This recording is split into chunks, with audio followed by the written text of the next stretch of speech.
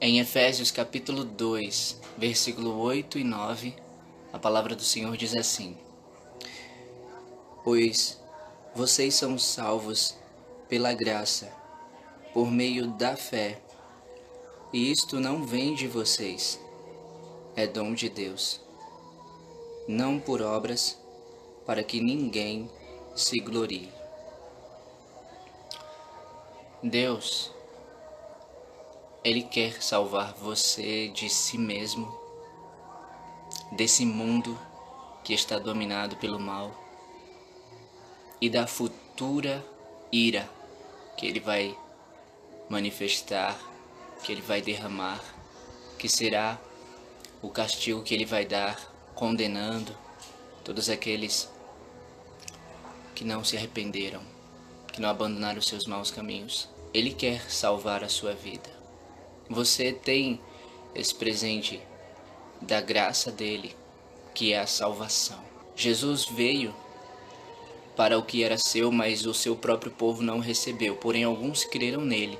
E aqueles que creram nele, ele deu o direito de se tornarem filhos de Deus. Eles receberam a vida eterna, de graça, apenas crendo em Jesus. Em João 3,16, a palavra diz que Deus, amou tanto o mundo que entregou o seu próprio Filho, para que todo aquele que cresce no Filho dele não morresse, mas tivesse a vida eterna. Porque ele mandou seu Filho para o mundo, para salvar o mundo, e não para julgar o mundo, como diz no versículo adiante, que é o 17. Em Romanos, no capítulo 6, no versículo 23, a palavra do Senhor diz que o presente gratuito de Deus é a vida eterna em Cristo Jesus, o nosso Senhor.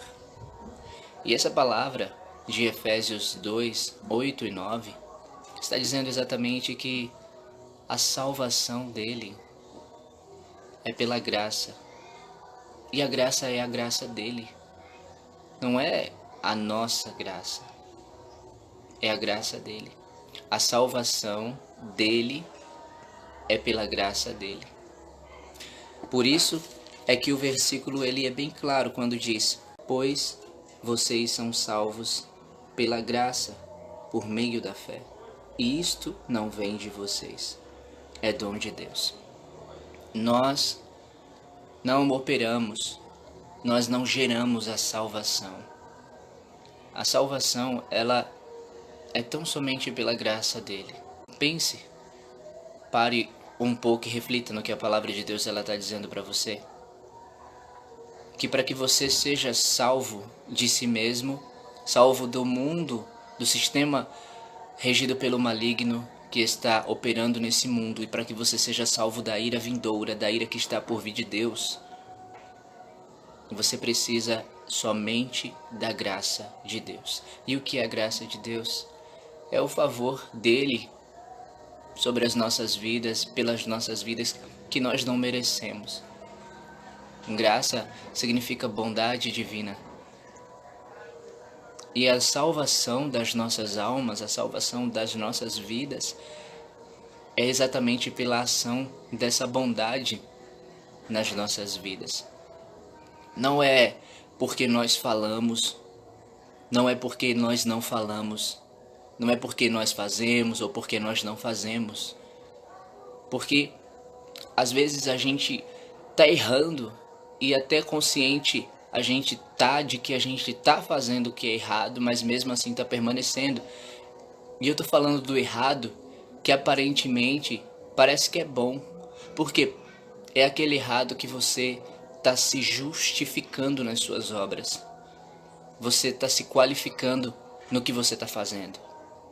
Porque você não fala palavrão, não bebe, não fuma, porque você não anda com gente errada, você se justifica qualificado para ser salvo, porque você está se santificando, porque você está se consagrando, está se purificando, está se incontaminando do mundo, né?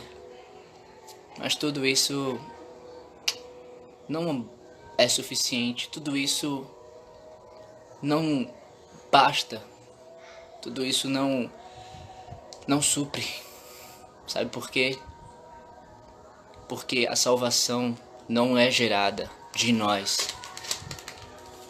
Nós não somos a fonte da salvação. A salvação é gerada nele, porque ele é o único que tem os juízos, ele tem exatamente os julgamentos corretos para nos dar de sermos dignos da salvação ou não. Não somos nós que devemos fazer isso com a gente mesmo, só porque a gente está fazendo, dar um merecimento que a gente não merece. Então pare um pouco e reflita sobre isso. Porque se você está fazendo isso, então é a hora de você recalcular, é a hora de você parar um pouco e você voltar para a palavra. É hora de você parar de estar subindo no pódio e descer para a pista de corrida. É hora de você olhar para Cristo e ver que desde o seu primeiro dia até o último, ele viveu para cumprir a missão, ele viveu o propósito. E em nenhum momento ele se exaltou, não.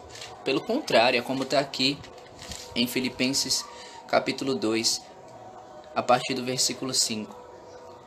Seja a atitude de vocês a mesma de Cristo Jesus, que embora sendo Deus, não considerou que o ser igual a Deus era algo a que devia se apegar, mas esvaziou-se a si mesmo, vindo a ser servo, tornando-se semelhante aos homens. E sendo encontrado em forma humana, humilhou-se a si mesmo e foi obediente até a morte, e morte de cruz. Veja, ele não considerou que ser igual a Deus era algo que ele devia se apegar. E o que foi que ele fez? Ele esvaziou a si mesmo, e ele veio a ser servo, se tornando semelhante a homens. E encontrado nessa forma humana, ele humilhou a si mesmo e ele foi obediente. Então, a gente tem que lembrar desse Jesus. A gente tem que lembrar daquele Jesus que se sacrificou, daquele Jesus que morreu e que ressuscitou. Jesus não muda. Jesus é o mesmo. Por isso, então, pare um pouco na sua vida e reflita sobre essa questão da salvação. A salvação é pela graça de Deus. Foi um dom que ele nos deu. O versículo ele é bem claro quando ele afirma exatamente assim: não por obras para que ninguém se glorie. Não por obras para que ninguém se glorie. Então, não coloque a certeza da sua salvação, da salvação que vem de Deus para a tua vida, naquilo que você está fazendo. Porque você não vai ser salvo pelo que você está fazendo. Tudo que o Senhor faz em nossas vidas é somente pelo amor dele. E é nisso que a gente deve estar baseado. É nisso que a gente deve estar concentrado. Esse deve ser o nosso caminho diário. A nossa motivação, a nossa inspiração. Porque todas as vezes que a gente olhar para ele, a gente vai entender, a gente vai descansar, a gente vai confiar, a gente vai depender. Mas todas as vezes que a gente olha pra gente, a gente vê um ego, a gente vê um machismo, um centrismo, e a gente foca pódio, a gente visa aplauso, reconhecimento. E tudo isso só faz a gente se afastar da graça dele. Tudo isso faz a gente parar de depender dele e começar a confiar em nós. E aí a gente passa a andar no seu caminho, até no seu caminho, porém não mais guiado pelo Espírito, mas pelas nossas obras, movido agora pelo nosso empenho, pelo nosso esforço. E aí é onde a gente tropeça, a gente erra, a gente cai e a gente se machuca. E o Senhor sabe o quanto a gente tá errado, o quanto a gente vai se ferir. E Ele quer livrar a gente disso, Ele quer salvar a gente disso, para a gente entender que é Ele que escreve o nosso nome no livro da vida. Não é a gente que começa a se comportar de um jeito correto, de um jeito certo, e aí ganha o ingresso, ganha a entrada no céu e aí agora se torna digno de ter o nome escrito no livro da vida. Porque a palavra do Senhor diz que Jesus veio para buscar aquele que estava perdido, que o Senhor veio para chamar os pecadores ao arrependimento e que acontece festa no céu quando um pecador se arrepende. Sabe o que você precisa fazer para ser salvo? Apenas duas coisas. A palavra do Senhor, ela diz aqui em Romanos, no capítulo 10, a partir do versículo 8, especificamente, e diz assim: mas o que ela diz? A palavra está perto de você, está em sua boca e em seu coração, isto é, a palavra da fé que estamos proclamando. Se você confessar com a sua boca que Jesus é Senhor e crer em seu coração que Deus o ressuscitou dentre os mortos, será salvo. Pois com o coração se crê para a justiça e com a boca se confessa para salvação. Como diz a Escritura, todo o que nele confia jamais será envergonhado. Não há diferença entre judeus e gentios, pois o mesmo Senhor é Senhor de todos e abençoa ricamente todos os que o invocam, porque todo aquele que invocar o nome do Senhor será salvo. Todo aquele que invocar o nome do Senhor será salvo. Você precisa apenas confessar com a sua boca e crer, como está aqui na palavra. Confessar com a boca e crer em seu coração.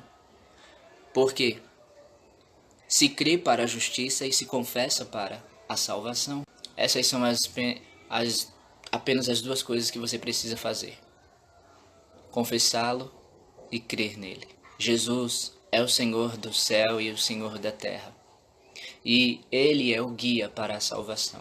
O último versículo que eu quero deixar para você meditar. E eu peço a você que esteja com a mente aberta, peço que você esteja com o coração aberto a Deus para receber esse último versículo que eu vou te dar agora. Porque é o versículo que declara toda a verdade absoluta da salvação que vem de Deus através de Jesus. A palavra nos diz em Atos, capítulo 4, versículo 12, exatamente o seguinte: não há salvação em nenhum outro, pois debaixo do céu não há nenhum outro nome dado aos homens pelo qual devamos ser salvos. Não há salvação em nenhum outro, pois debaixo do céu não há nenhum outro nome dado aos homens pelo qual devamos ser salvos. Pois debaixo do céu, ou seja, na terra, aqui, não há nenhum outro nome dado aos homens pelo qual devamos ser salvos. Só o nome dele é que foi dado exatamente a ele, e é ele que nos dá a salvação. Então, pare, pense, reflita, medite, e que essas palavras elas tragam a vida dela na sua vida. Deus abençoe. Graça e paz. Falou.